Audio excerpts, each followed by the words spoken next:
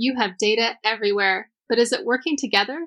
Meet Curator, the automotive industry's first unified intelligence engine. Curator unifies data from all corners of your dealership to transform marketing, sales, and customer interactions. See it today at goobagoo.com. Welcome to Daily Drive for Wednesday, January 7th, 2026. I'm Kellen Walker in Las Vegas. Today on the show, Nissan's leadership revolving door keeps spinning as its U.S. sales chief resigns after just 4 months. Shoppers are warming up to AI in the car buying process, and Volvo brings back Thomas Ingenlath as chief design officer to harmonize screens and physical controls.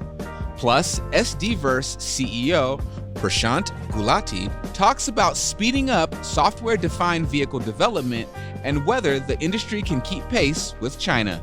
Time is money. It's not just on the demand side, it's on the development side also. There is literally no reason for you to spend 6 years when you can do the same thing faster. Let's run through all the news you need to know to keep up in the auto industry. Nissan's U.S. leadership revolving door just keeps spinning. Michael Sauter has resigned after just 4 months as U.S. sales boss, citing personal reasons. He's being replaced by Tiago Castro, a 23-year Nissan veteran who has been leading Infiniti Americas since April. Castro brings U.S. retail experience dealers say they've been craving. He ran Nissan's high-volume Midwest region for 3 years. That matters as the company grapples with flat sales, multi-billion-dollar losses, and dealer trust at rock bottom. Castro becomes Nissan's fourth U.S. sales chief in 2 years as the automaker tries pulling itself out of its worst financial crisis in decades. We'll talk more about this story in a minute with our own Urvash Kakaria. Shoppers are warming up to artificial intelligence in the car buying process. A Car Guru study surveyed more than 3,000 recent buyers and found 80% are open to using AI when shopping for a vehicle. A quarter are already doing it. The most popular uses: comparing vehicles and finding specific listings. Customers are also interested in AI help for summarizing reviews and exploring financial options. The least popular application is scheduling dealership appointments at just 23%. The shift signals growing consumer comfort with AI tools reshaping how people research and purchase cars. And Volvo is bringing back Thomas Ingenlath as Chief Design Officer starting February 1st. Ingenlath designed the XC60, Volvo's all-time bestseller, and previously led the company's design team before becoming Polestar's first CEO. Ingenlath tells our colleagues at Automotive News Europe that his top priority is creating better harmony between digital screens and physical controls. We haven't really got a good harmony between what we have in screens, what we have with controls. I think there's still a big task ahead of making the car feel good and really joyful. He'll also join CEO Håkan Samuelsson's executive management team. The two have a long working relationship, with Samuelsson calling Ingenlath a trusted advisor who gives him tips on what to do or not to do. And those are today's headlines. You can find more details on all those stories at autonews.com. Nissan's U.S. sales leadership turmoil continues. Our own Urvash Kakaria covers Nissan for Automotive News and broke the story about Michael Sauter's resignation. Urvash, welcome to Daily Drive. Thanks, and Happy New Year. Same to you. So, Urvash, walk us through what happened here. Michael Sauter was only in this role for 4 months. What do we know about his resignation? Yeah, so it was pretty sudden. From what I understand, Michael handed in his resignation, I believe, shortly before the holidays to North America or America's chairman, Christian Munier. It's a pretty tough job. It's pretty grueling. And Mike had returned from kind of semi-retirement. He was off on sabbatical leave for a while, and he kind of came in to do this job when the last head of sales, Vinay Shahani, left. From what I understand I guess it was a bit challenging, and I guess Mike realized that he wanted to go back into retirement, so he handed in his resignation. But yeah, I mean, from a company standpoint, the turmoil is not good for the dealers. It's not good for the company itself. It's not good because every time you have a new person in that key role, the strategy changes, or at least it gets tweaked. So there's less consistency. Now, Tiago Castro is stepping in. What does he bring to the table, and what are dealers saying about this appointment? Yeah, so Tiago is a known entity to the dealers. He's been a Nissan Motor Company veteran since, I think, for about 23 years, 24 years. I think it's been his only job. Nissan has been his only company. And so, he's very familiar with the dealers. He ran the Nissan Midwest region, which is one of their high volume, most competitive markets. And then most recently, he was promoted to be Infiniti Americas, essentially CEO, or the head of Infiniti Americas. And he's been in that role since, I believe, April of last year. So he definitely has retail experience. He also has a lot of international experience. He's Brazilian, and he had spent several years with Nissan in Brazil running different operations. So he brings sort of an international perspective, but he also brings a deep retail perspective to the job. So the dealers, at least the dealers are kind of, if there's a consolation prize in all this chaos, it's that they're getting a known entity and not someone they've never dealt with or who hasn't dealt with them. And Urvash, finally, how does this leadership change connect to the news you broke earlier this week that Nissan overhauled its dealer compensation plan? Dealers complained the old structure decimated their profits with unrealistic sales targets. Right. And I think this is all related to Mike's exit in some way or the other, because, they launched this new program hoping to get more dealers engaged and involved with selling new car sales, because Nissan's biggest problem is that it's not increasing sales, which is then affecting the dealers' bottom lines. In 2025, Nissan, essentially the whole company, so including Infiniti, Nissan Motor Company, their sales grew only 0.2%. So essentially nothing. And so they launched this new dealer program last summer, where they basically said, okay, dealers, we'll pay you all your margin for selling new cars. But that turned into a problem, because the dealers said that the objectives were too high. They were not able to hit that number. And if they tried to hit those volume numbers, they were losing money on every car that they sold, and too much money. So finally in January, essentially, starting today, I believe, I think it's Jan 5th or Jan 6th, they've launched a new program where they've reduced the number of bonus tiers. Essentially what they've done is they've lowered the objectives. They've lowered the volume targets that dealers must hit to earn a payout. So they're hoping that this will help the network basically feel like they should participate in basically selling new vehicles. Perfect. Urvash, thank you so much for joining me. Thank you. Have a good year. You can read Urvash Kakaria's reporting on Nissan at autonews.com. Coming up next, SDVerse CEO Prashant Gulati talks about accelerating software-defined vehicle development timelines and whether American consumers are ready to adopt features at the same pace as Chinese buyers. That's next on Daily Drive. Your dealership has no shortage of customer information. But when that data is conflicting, messy, and spread across a multitude of platforms, it's impossible to activate properly. As the automotive industry's first unified intelligence engine, Curator enriches and unifies your customer data across platforms, like your CRM, your DMS, your website, and even your marketing efforts. It then injects that information back into your most vital systems to provide a single view of each customer and equip your sales team with the information they need to close a deal. When one of the largest volume Subaru dealers in the country wanted to tap into its data goldmine, they turned to Curator. In just 4 months, Huberger Subaru experienced a 55% higher closing ratio and a return of 15 times their investment. Want to see it for yourself? Check out the case study at gubagoo.com/curator. That's GUBAGOO.com/curator. Welcome back to Daily Drive. I'm Kellen Walker. SDVerse is the automotive industry's first marketplace for software, started by General Motors, Magna, Wipro, and other partners. Prashant Gulati is the company's CEO. He spoke with Automotive News tech and innovation reporter Molly Boygan here at CES about why speed matters, how the industry is responding to competition from China, and whether American consumers are ready for rapid feature rollouts. Here's that conversation. Prashant Gulati, thanks so much for joining us at CES 2026. It's my pleasure. Thank you, Molly, for having me. So for those who are not familiar with SDVerse, will you just give us kind of like a top-line summary of what you do? Yeah, so SDVerse is the automotive industry's first marketplace for software.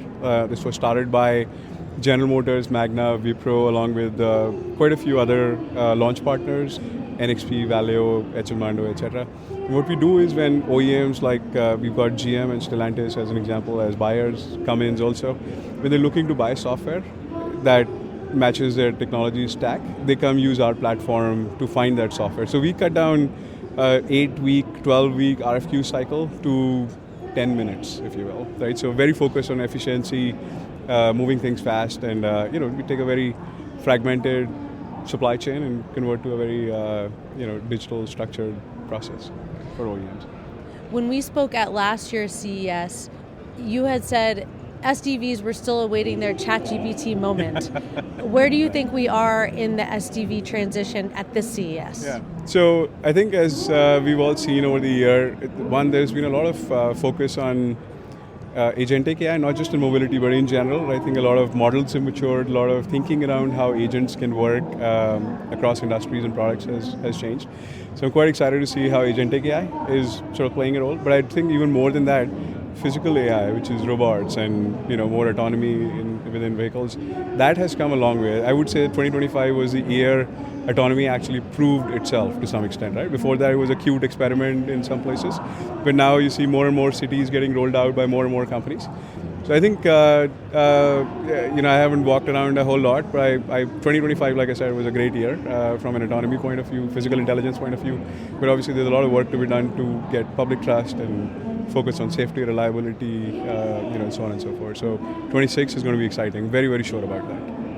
So you were talking earlier about how SDVerse is attempting to speed up the amount of time that it takes automakers to develop the SDV, find the right software.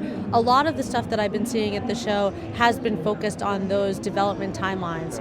Why is it important for the industry right now to focus on accelerating development timelines? Yeah. So, obviously many reasons. Time equals money, right? Every day of delay. I think there's a PwC research that shows just within the US, because of software delays, it costs the industry about $50 billion, $50 billion. And this is a PwC estimate just based on software delays. So time literally is money. Every day you don't roll out. I mean, if you think about it, there's like 100 million cars sold every year.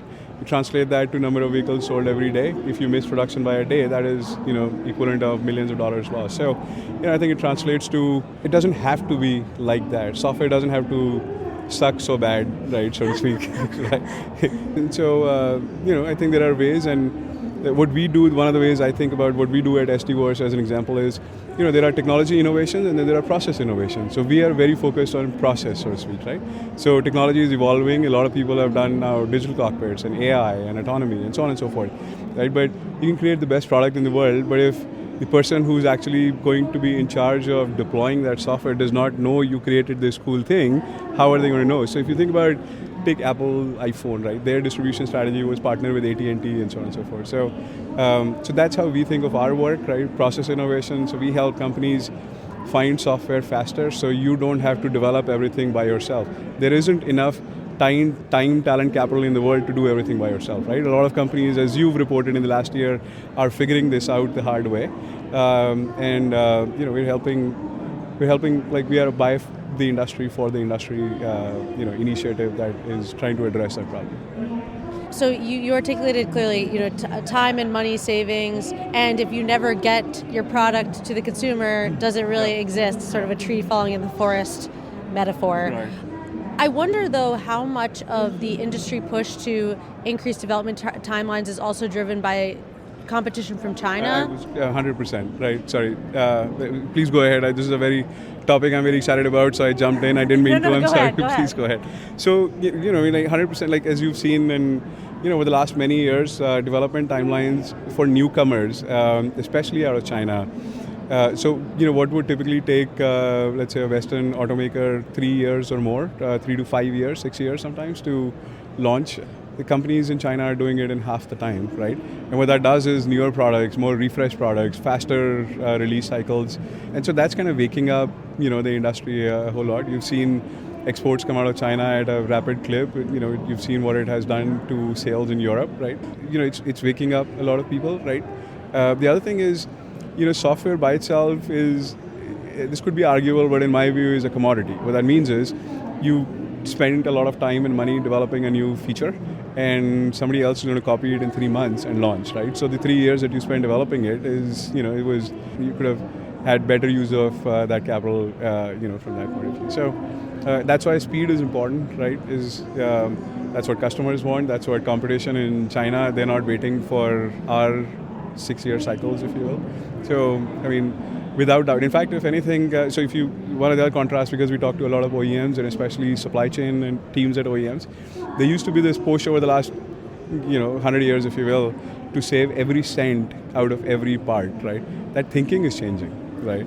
So cost is, of course, important, but velocity is more important than, getting the perfect price out. So I also wonder if, as the industry is looking toward China and looking to compete with China, which I think is wise, if there's a little bit of a sort of projection of the expectations of the Chinese consumer onto the American consumer. In other words, is the American consumer primed to absorb and utilize features at the rate of a Chinese consumer? Obviously a huge generalization, but in general, I think that I have to wonder if a rush to develop these features and speed up development timelines will actually be met with demand. It's a great point, right? And like you said, this is a generalization / so I'll give you my point of view, right? And of course, only time will tell. I think the answer is no, and I'll quote that with an example. Take WeChat in China, right? It is a super app. So people do everything through WeChat, right? Right from text, call, pay bills, so on and so forth. A lot of companies across the world outside China have tried to develop super apps. Not one company has been successful. Why? Because of user resistance, because of, people just live a certain different way. There's a lot of consumer behavior that is very common in China, like the karaoke's and, customizing and color, like you change the skin color of the car and so on and so forth, or make it Hello Kitty and whatnot. I don't think outside of a niche that adoption is here. Similarly, if China has a significant percentage of electric cars and hybrids now, we've seen electrics have not exactly, unfortunately, worked out so well in the US. So different markets, different consumer behavior. So you're absolutely very right to call this out, that speed is important, but are people ready for it? And maybe yes, maybe not. But I do think that improving speed on vehicle development, it doesn't. There's tremendous, like we said, like time is money. It's not just on the demand side; it's on the development side also. There is literally no reason for you to spend 6 years when you can do the same thing faster, right? So through better processes and technology. So things can be efficient, and that can translate into savings for the consumer. And I don't think consumers are going to say no to savings in their pockets, right? So yeah, that's a good point. And then also in terms of the acceleration of development cycles, I spot an interesting tension between the expectation that automakers will be able to release new generations of vehicles faster, and this sort of central SDV offering, which is that new capabilities and functionality will be delivered to the vehicle over the air, which to me I would expect would extend to the vehicle life cycle. So how are you thinking about those two things and the vehicle ownership cycle with SDVs and with accelerated development timelines? So, again, great point, great hypotheses, if you will, right? See, right now, if you think about it, like the average vehicle ownership is about 11 years in the US, right? I don't know if extending that is, you're not consuming. I don't know if people want to keep their cars for 15 years, right? That said, I do think that the fact that your vehicle can become better over time, right? So you're through software-defined vehicles, which means your suspension is only going to get better over time, or your braking gets better over time. When you get infotainment, it is constrained by hardware, right? You're not going to put, companies will keep some headroom, but they're not going to sell a vehicle today that is ready for 2035, so to speak, right? So I think SDVs have tremendous amount of potential, right? For cost savings, for new feature rollouts, etc. software, to develop software, roll out software is much cheaper than to do hardware, right? So I think it's going to happen. It is going to extend the vehicle life cycle. People will be able to personalize their vehicles more. We'll see more features. As an example, if you have the compute capacity and somebody wants to launch a driver monitoring system or something else, right? So there'll be room for improvements, and people are going to want to keep their vehicles longer because it doesn't feel old so much anymore. So, I think SDVs will help the consumer with these new features and extend the life cycle. There's an argument to be made, and that's going to be a design choice. That I think this is something maybe we were starting to talk about. Is what if the compute capacity, as an example, the compute that you put in your car does not accommodate new features you want to launch, right? And so that is going to, it's poor design choice, but companies might be forced to do it because of cost balance, if you will, and whatnot. Anyway, so nobody's doing it, so we'll see what time will tell. But SDVs in general can improve residual values, which can introduce new business models. Like a lot of companies have tried subscription models. Not one company has been successful, but if your residual gets better, right, through software, you can test out this new business model. Secondly, today your car is in its best shape and form when it rolls out of the plant, but if it gets better, and you can make more money on your second sale and the third sale. Today an OEM does not make any money on the second used car sale. So a lot of that will change. I think we are quite far out in seeing any of that mature. But I mean the promise and the possibility is definitely there. When you talk about the hardware limitations for software-defined vehicles, my mind goes, and even if it's 10, 20 years down the future, to modularity, because you have these, as you said, actually frequently evolving components, processors, even a cellular chip. Right. That in theory, if the vehicle architecture was set up the right way, could just be swapped out.